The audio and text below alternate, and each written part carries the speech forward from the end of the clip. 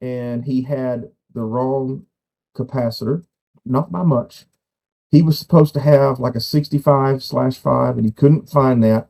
What he could find was a 45/5, and he put it on. And what happened was very unfortunate. It worked. Everybody, this is Gary Smith with Nectar Bridge. This is the Huntsville Biz Talk podcast. And I am joined today by a good friend of mine, Jason Sanders. He's in BNI with me. And this is where I usually just say, introduce yourself, but I'm just going to say this very specifically. Introduce yourself exactly the way you do every week in BNI with like a 45-second overview of what you do and who your customers are, that sort of thing. Perfect. So I always say I'm Jason with Comfort Masters of North Alabama, where we're not comfortable unless you are. That's right. I get the whole room to kind of chime that back to me. I hold the heating and air seat in that chapter. And of course, my customer is, what I would call light commercial. So, gas stations, Dollar General, small restaurants, that sort of thing. And of course, residential. Residential is our bread and butter. So if you own a house, you probably have an air conditioner and you are my customer, or at least I want you to be. Okay, great. So one of those things we're always looking for, and when we talk about who we can refer, who our friends are, and why would I refer you to somebody? I'm just going to roll that into how are you different? What's your philosophy about running an HVAC company that's maybe different from other guys up and down the street? Very different from most HVAC companies. I'm not going to say all, but I will say most of your HVAC companies have become very sales focused. So their technicians are less technicians today than they were 10 years ago. They they know enough about getting in your air conditioner and finding what's wrong with it, but they're not as interested in making a repair as much as they are building a big service ticket to come and kind of beat you over the head with a big number. Watch your body language. They're looking for you to look defeated. And then they come in with the solution. But don't worry, I can fix all of this for just X amount of dollars per month. And again, they're looking for body language for you to feel relieved. And once they feel like they've got you willing to take the bait on financing, then it's very easy to roll into, for just, $60 more a month, I could put you an entire brand new air conditioning system in here and solve all of these problems. And so most of my competitors have gone down this path of sell, sell, sell. And we are still on the path of, hey man, these air conditioners have a certain life expectancy, a service life. Let's let that thing run its service life out before we start trying to sell someone a new one. Okay.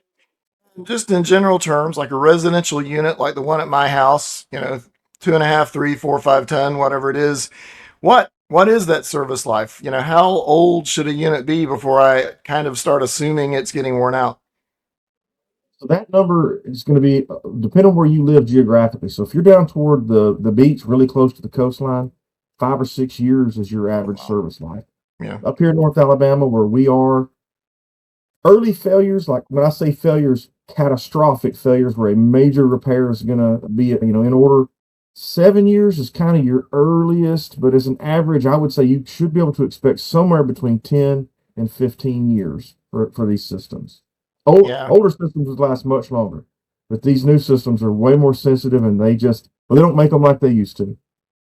There's been a lot of changes in coolant too. I don't know if you want to talk about that, but it seems like the cycle of here's the new coolant that everybody has to use seems to keep accelerating.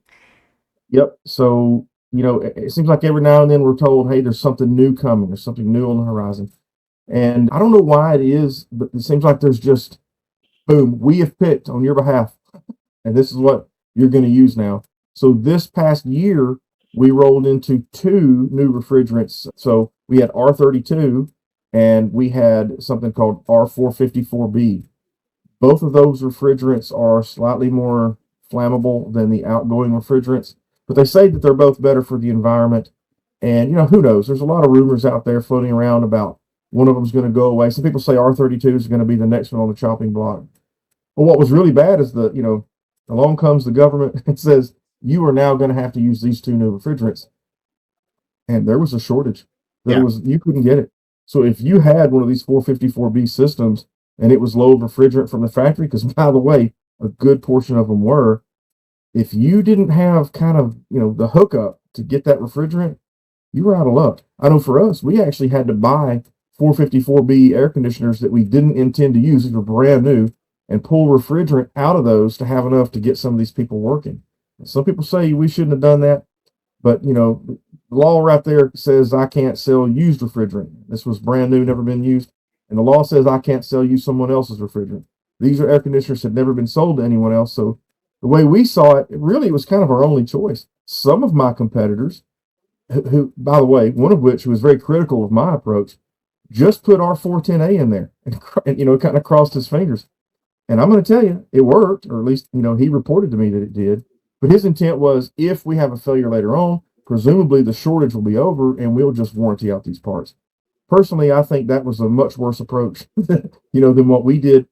But at the end of the day, the government comes along and says you have to, and then they really didn't have a solution when the shortage popped up. And it's not like people didn't know this was coming for 7 years. But, it's something I say in the business a lot. It wasn't my fault, but it was my problem. We had to come up with a solution. Absolutely. Yeah. And just to kind of round this up on the whole idea of like what these units cost and the whole repair versus replace cycle, both in dollars that they cost and the repair bills and so forth. Man, it reminds me of cars a whole lot. They cost about as much as cars. Maybe we'll talk about your pricing versus some other people's pricing in a second, but just round numbers, it's about like buying a car when you buy a new one. And like a car, yeah, as it gets older, you can always keep replacing parts and fixing it. As we talked about, maybe the coolant shuts you down eventually one of these days, but for a long time, you can keep repairing it. But you just keep getting closer to this point where we repair one thing, another critical system is also end of life. I I don't know. seen this yesterday to someone. A lot of the customers that we deal with are landlord tenant situations, and we don't deal directly with the homeowner. So we have to type this up, and they get two options. They're going to get a repair option, and if we think it's necessary, a replace option.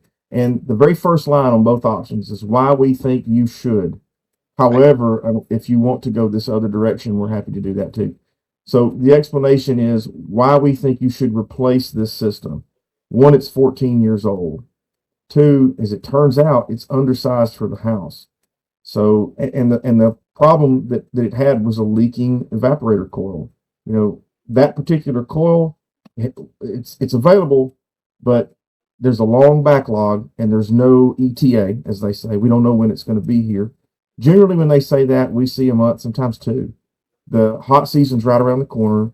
You have a tenant who is not going to be okay with waiting a month, presumably. So, that homeowner has to consider things like lost rent and that sort of thing. So, we do recommend in situations like that replacement. The way we look at it, if a system is got a lot of service life left, and we think that you can average under $1,000 a year, as an average for that repair, we see that as a worthwhile repair. But if you start averaging $1,000 a year in that repair, then, we kind of start weighing that out a little better. But we always like to give the option, because even if the best choice is to replace, that might not be in the cards for your customer. It may be that they just don't have, $8,500 laying around, but they have, $2,800. So, we give them the choice. And ultimately, we believe it's their choice, and it shouldn't be a decision that's been manipulated by a pushy sales tactic that's got some kind of sneaky scripts or tricks to get an outcome, as opposed to educating the customer and truly letting them choose. Okay. And I'll kind of close this part of the segment with just frankly a plug for you, Jason. You talked about landlords and tenants. So, yes, as Jason and I were joking yesterday when we were talking after the meeting, man, this is terrible. The weather's great. So, when it feels like you could just roll up the windows, HVAC companies are less busy. But if you're a landlord, be thinking about the fact that if you got an old unit there, maybe talk to Jason this spring and go ahead and get it replaced before you have a tenant who is hot in more ways than one, and go ahead and get it knocked out. But I did have you on not just to do an infomercial for you, but also to address something, since I'm talking to business owners in Huntsville. And you and I have talked, and you've done a presentation at the BNI meetings about, I'll just call it the $300 capacitor. And both from the perspective of, as a homeowner, why am I going to pay you for a $300 capacitor that I can find on a shelf somewhere for $50? But not just from that perspective. If I'm one of your fellow tradespeople, how do I defend charging what I charge for a part that I'm going to go out and replace or had to repair a unit? So everybody in this industry, and not just HVAC, but plumbers, electricians, everybody who repairs stuff is in that same position as you are, and you've articulated it really well. So I'm going to turn you loose with that topic. Why does a $50 capacitor cost over $300 or more to get it professionally installed? That is a question that we are getting more. We had that question more last year than I've had in the last 5 years combined.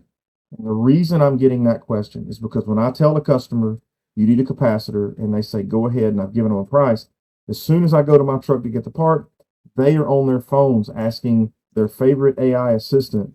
And AI, when they ask these questions, is not always aware of the big picture. And I've tested this. I've tested this on multiple AIs, and I've tested it on multiple phones. And what I found is that you can get a very different answer from one phone to another with the same question. And the result is largely based off of what they're finding prices for sale online and what people can put it on a shelf for and walk away. The business model for a retail store is optimized to be able to sell items at the lowest possible retail markup and still make money. We can't do that. So the very first thing I'll mention is the price per square foot. Retail stores and even online stores, they go by how much does it cost me to store this item until it's sold. And when you think about a square foot in a retail space, start at the floor and go up. And what you're going to see is multiple items are going to share that single square foot. And so that cost can be divided among all of those items. For us, we can't do it that way. The very first thing I'm going to tell you, and this is not going to win me any brownie points, that $50 capacitor, I buy it all day long for about $20. And so that's even worse. But, I have multiple trucks. Some of those are paid for, some of those are not. And to come up with these numbers I'm about to give you, we took a 6-month window. We said we're going to start here at our slow season, and we're going to start here at kind of the peak of our busy season, and we're going to make sure we include our transition zone here in the middle. And that 6 months, I was able to come up with exactly what it cost me to be open and how many transactions did we do. What we came up with is the average service tech runs 65 service calls per month. So those costs have to be spread among those 65 calls. Your portion, if you would be my customer, of the truck payments, let's see, I wrote it down here, $13.85.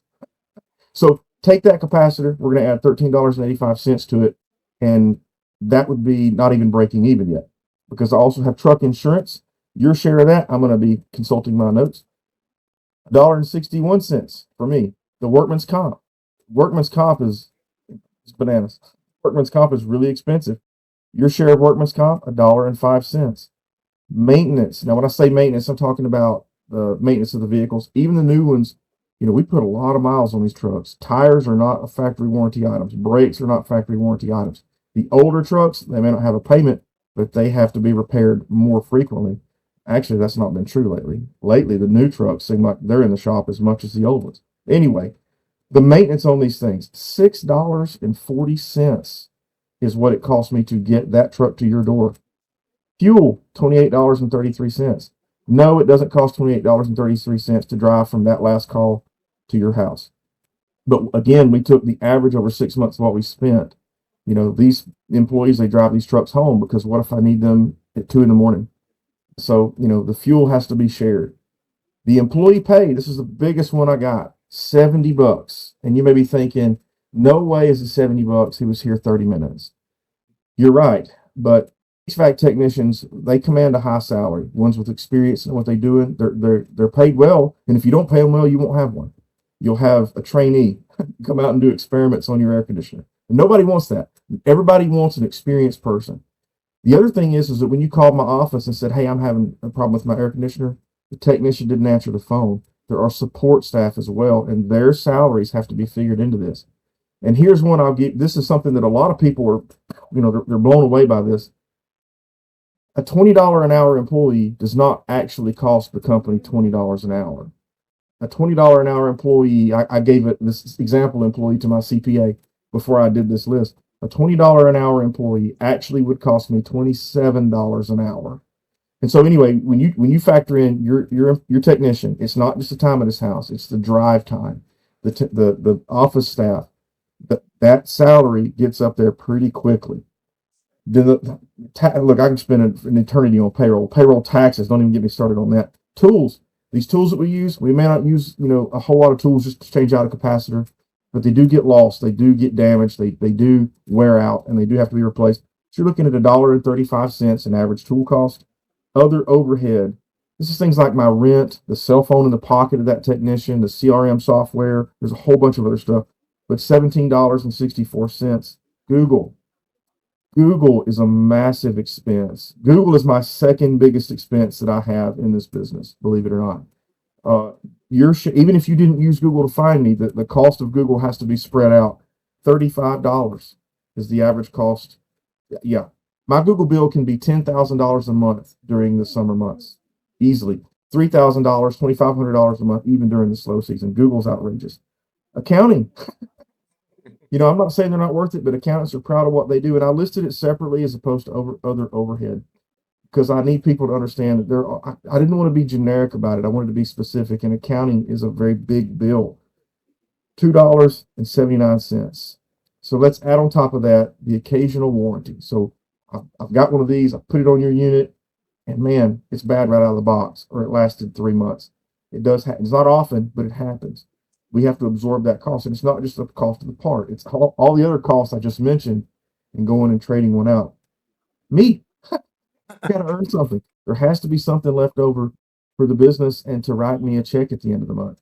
So I will tell you, when I sat down and calculated all of these costs up for this 6-month window sampled here, $197.09 is what it cost for me to have a technician put a capacitor on your air conditioner. So yeah, I charge $288, and that sounds like a lot of money, but again, we didn't add in their numbers for the warranty calls. We didn't add numbers in there for there's other unforeseeables. Right. There just are. What we try to do is we try to reconcile the month and did we make 20%? That's what we want to do. We want to make 20%. So we're not trying to get rich here, but what a lot of people don't really fully understand what all goes into running a business. And I'm not saying people are dumb, they don't know. I didn't know. But every time you turn around when you own a business, there's somebody with their hand out. They want some more money. And just the other day, I got a letter in the mail from a local county here that says I owe them property. I don't own any property, so I don't know. I had to call them and ask them, what's this property tax bill for? Well, you own computers, and you own desks. In fact, so you're telling me that I had to pay taxes to earn this money, to buy things, to pay taxes when I bought it, to put it in my office to be used as a tool, and I got to pay taxes for having it. And their answer was, we don't make the rules, we just enforce them. So running a business is expensive, and it's a lot different than putting a capacitor on a shelf and walking away. Absolutely. I always like to sneak in a little infomercial for me, and like that issue of business licensing and like the property tax return, like you mentioned, we don't have time to go into business licenses, although that's part of your overhead too, the expectation that you have business licenses everywhere you go. And yeah, they all have a schedule they want you to fill out, pay property taxes, and so on and so forth. That's again a whole long topic, but let's get it back to that overhead you're talking about. Just add up all those things and it's overhead. If anybody's wondering, where did you get those numbers from? I expect you took your expense, your profit and loss statements, your expenses for each of those periods, and just divide them by the number of calls you made. And that's where you get that number. And there's no way to effectively have a business without having pretty much all of those things. So that's where you get that. So I hope anybody else in the audience who's maybe a plumber or in some other kind of trade realizes their jobs may be different, but they're in the exact same logic. They can't I know this sounds ridiculous, but they can't just say, well, that gizmo cost me $20 like your capacitor. And so if I go out and I charge $100 an hour and get them to pay for my part, I'll be all right. I mean, So, a true story, lot of Gary. people put themselves out of business by not Yes, taking into account all those factors. Good. this happened last year. I was at a residence. This was a property manager had put me in touch with a homeowner who was very unhappy with our estimate to fix the system. And his biggest complaint was what we were charging for refrigerant. We were charging $118 a pound for the refrigerant. And he said, well, my last guy only charged $40 a pound. So I don't understand how you're such a big difference on price. And I said, well, actually, it was a long conversation, and I could see that I was getting nowhere. I just couldn't connect, you know. So at some point, you know, he brought up, well, my last guy charged $40 a pound. And I said, well, he's out of business and doesn't know it yet. And the homeowner said, oh, he's already out of business. Yeah, literally. So, you know, and then he kind of realized what he said. And I said, well, if you want us to fix it, this is what it'll cost you, you know. And he did. He did let us fix it. My dad always liked the joke, well, the guys at the other store have this for half that price. Well, why aren't you at the other store? Well, they're out of it. So it's kind of the same logic. So, you know, and I'll kind of put the shoe on the other foot. That's the analysis of it from a standpoint of this is what you got to have to stay in business and stay viable. But we're in a town full of engineers, Jason. So I'll come at it this way. If I were an electrical engineer, I'm not. But if I'm smart enough to get out there, this has happened to my AC unit before, and I'm smart enough to know that when I woke up this morning hot and sweaty and it was already 85 degrees, last time it was the capacitor, I'm going to go out there and replace the capacitor. So I just order the capacitor. Why should I call Jason? I can do this myself. And let's assume I do everything right. I trip the breaker. I go out there and wire it in. Unless this guy's luck is a lot better than mine, it's going to take 2 or 3 hours to go to the Yeah. store, find it. And I know you got something to say about, did you get the right one? So go ahead. So it happens. We get it all the time. And we don't hear about the ones that go well. So I can't give you a ratio. They're not going to Yeah. call me and say, I beat you, you know.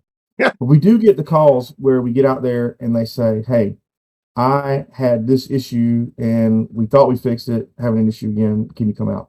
And the last one we had, and this guy was a very capable individual. He was an engineer. And you're right, engineers have this, there's not much I can't do attitude.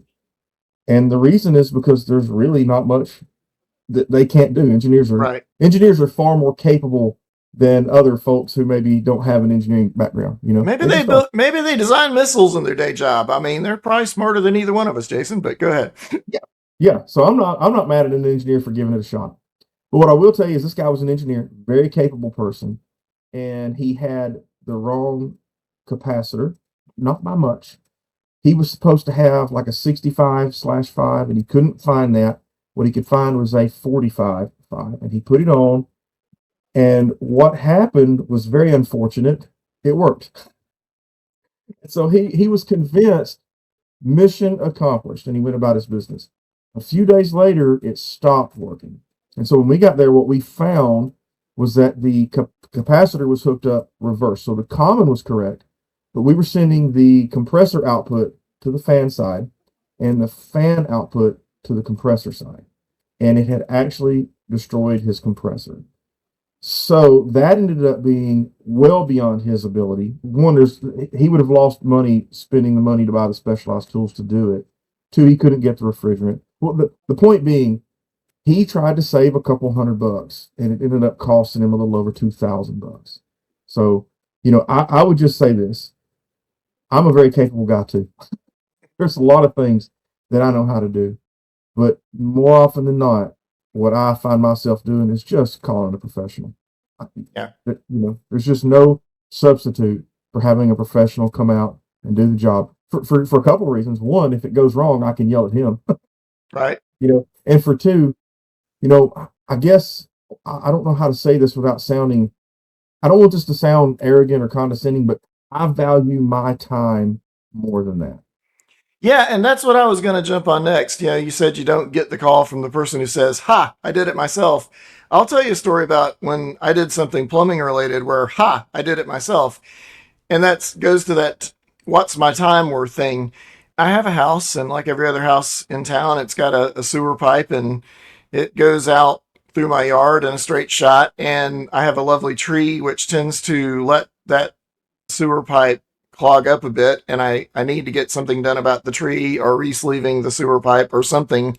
But what happens is about every couple of years, I end up with a stoppage, and I know exactly where it is. And so I called one of the people who do the router business, and they came out and did it and gave me about a $400 bill, and I paid it. And more recently, the it happened again, and it's like I know exactly what to do. I know the gadget they used. You can rent those at Home Depot for about $150. And Jason, I'll start with the ending of the story, which is I got it done. Everything's fine. I didn't screw anything up. I didn't, break anything. But I go to Home Depot. Naturally, they didn't have it at the Madison store. No shade on Home Depot. It just is what it is. But they didn't happen to have the gadget I needed in Madison. So I went to the store out there by the Parkway. And on a Saturday, that is 25-minute drive, and I put the gadget in my pickup truck and I come back and it doesn't quite work. The cable doesn't go, as it kinks up at about, like, I don't know, 6 feet or 8 feet or something. So I call them and they say they'll get me another one, and I load it back up and I go back and forth. And long story short, it's like an hour doing the job and 2 hours of driving up and down Highway 72. Now, Yeah. don't tell me, but what's my time worth? You know, here's the way I look at it. If you know what you're doing, and if you're comfortable taking the risk, and you've got the time to spare, or maybe it's an emergency and you just don't have the money laying around. I can't blame someone for trying. I mean, it's theirs. It's their air conditioning.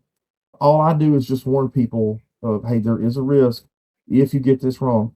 Be sure the power's off. Yeah, that's a big one. Yeah, we see. I remember I went to a lady's house a few years ago, and her husband had tried to change the capacitor out. And when we got there, the whole thing, the door was off on the ground, and there were wires everywhere. And he had thrown a breaker, but the breaker he flipped. This is a package unit, so one of the breakers goes to your heat kit, and the other breaker goes to running the air conditioner. Well, he threw the wrong breaker, and he was like, "Well, that must be it's a big wire." And he goes there, and starts and pow. And he's like, you know what? It scared him, and when he pulled back, he ended up unplugging a bunch of stuff. He had no idea where any of that stuff went, and so he's like, "Well, I've done it. I've done it now." So we go and we put a capacitor on. We're spending about an extra 30 minutes tracing these wires and figuring out where they go. But at the end of the day, you just really got to ask yourself, what is truly your capability? And the way I put it is, if it were as easy as flipping a light switch, but it was in your attic, 50 feet away from the entrance, walking across trusses, would you send your grandmother up there to do it? And most people would say, well, no. And so I get it. It looks like an easy repair, but man, somebody who knows what they're doing is going to make it look easy. And Yeah. if I'm being honest, a capacitor is one of the easiest things that we do, but there are still things that you need to know, and there are still risks that are involved. So, that's kind of my 2 cents on capacitor changeouts. Yeah, and I always like to say, if you don't get anything else out of this podcast, when you go messing with breakers and flipping them off and on, make sure you also know how to operate a voltmeter and test the wire you think you've cut off, because you may or may not have gotten the right one. My father-in-law was an electrician, so I just got to get that in there. Well, Jason, the way I close every episode is, what question do you wish I'd asked you? Man, that's a good one. I don't know. I would say this. What I wish, I don't know what the question would be, Yeah. but I wish I had a way to tell people that, most of these companies that you see, a lot of them that are, fixtures that have been here for years, They're not local companies anymore. Private Yeah. equity has come in and bought a lot of these companies out. So what I wish you would ask me is if I'm truly a local company, and I am. I am a local company, and that's one of the ways we keep, our pricing. And I'm gonna be real with you, Gary. I'm often half of what I call, the big boys Yeah. are. I'm not having to send money to this entity out of state. So, we do that by truly staying small enough to keep our overhead down, but be big enough to offer full service capabilities that you would expect from an HVAC company. So I don't know what question that would have been, but there's the answer. Well, that's what I'm looking for is just what little extra thing can we tease out of this? I'll let the audience in on something. And I'm not sure if this episode will come out first or the other one, but around the same time, I actually have interviewed a guy who is Brandon Wilson, and he's with a company that helps people understand franchise opportunities. So that thing about being an independent versus business versus a franchise, like you're describing, that's a pro and a con. And people just need to understand what they're getting both as a consumer and as a business operator. So I guess we report, they decide. Jason, thanks for coming on, and I appreciate your time. See you next week. Thanks for having me, Gary. Take care.